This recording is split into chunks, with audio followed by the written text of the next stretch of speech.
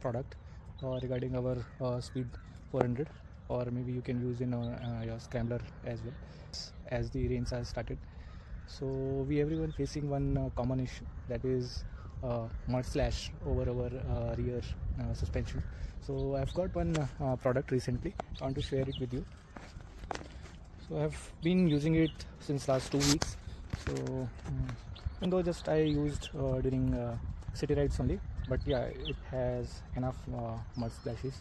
So I'll just show you how the product is and all. Let me. So yeah, if you can see right now, how does it look? So from here, if you can see, it's not that much like visible. It feels like it's stock only. Let me come to little closer. So if you can see this one, it's pretty thin, very flexible. So let me go to other side as well. So yeah, if you can see, it's very flexible. So this side they added this extra till this cylinder part only. If you can see, my bike currently full of mud splashes, but yeah, due to this part, this suspension part is not impacted, I would say, till this cylinder part.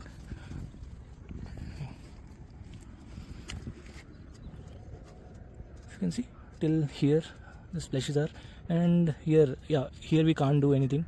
Like this part, by default we are getting mud splashes and all. But if anyone have any other option who is using right now, they can just update me.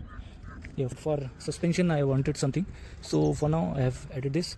So yeah, even with pillion I tried, and this part is not touching anywhere on this stock mud guard. I have tried that on the softest suspension setting, which comes from company itself, like stock setting.